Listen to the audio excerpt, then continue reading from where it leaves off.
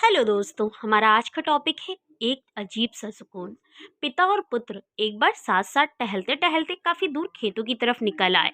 तभी पुत्र ने देखा कि रास्ते में पुराने हो चुके एक जोड़ी जूते रखे हुए हैं, जो संभवतः पास में खेत में काम कर रहे गरीब मजदूर के थे। पुत्र को एक शरारत अर्थात मजाक सूझा। उसने पिता से कहा कि क्यों ना आज की शाम को थोड़ी शरारत से यादगार बनाए, आखिर मस्ती ही तो आनंद का सही स्रोत है। पिता ने असमंजस से बेटे की ओर देखा। पुत्र बोला कि हम ये जूते कहीं छुपाकर झाड़ियों के पीछे छुप जाते हैं।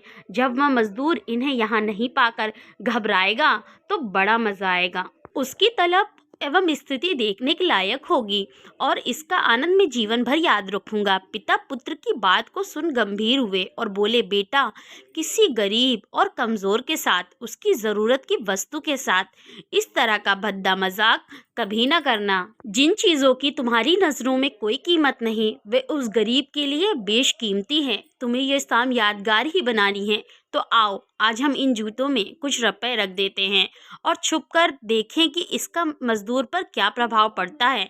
पिता ने ऐसा ही किया और दोनों पास की ऊंची झाड़ियों में छुप गए। मजदूर जल्दी ही अपना काम खत्म कर जूतों को पहनने के लिए उस जगह पर आ गया और उसने जैसे ही एक पैर जूते में डाला, उसे किसी चीज के होने का आभास हुआ। उसने जल्दी से जूतों को हाथ में लिया और देखा कि अंदर कुछ रुपए के नोट पड़े थे। उसे बड़ा आश्चर्य हुआ और वह रुपए को हाथ में लेकर बड़े गौर से उन्हें देखने लगा। फिर वो इधर उधर देखने लगा कि उसका मददगार शख्स कौन है। दूर दूर तक कोई नजर नहीं आया तो उसने उन रुपयों को अपनी जेब में डाल लिए। अब उसने दूसरा जूता उठाया तो उसमें भी रुपए पड़े थे। मजदूर भाव विभोर हो गया। वो घुटने के बल जमीन में बैठ आसमान की तरफ देखकर फूट फूट कर रोने लगा। वह हाथ जोड़कर बोला, हे भगवान, आज आप किसी रूप में यहाँ आए थे। समय पर प्राप्त इस सहायता के लिए आपका और आपके माध्यम से जिसने भी ये मदद दी उसका लाख लाख धन्यवाद।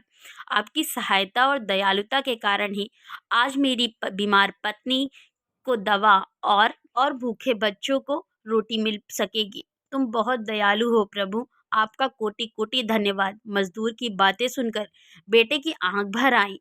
पिता ने पुत्र को सीने से लगाते हुए कहा, क्या तुम्हारी मजे वाली बात से मिलने वाला आनंद तुम्हें जीवन भर याद रह पाता?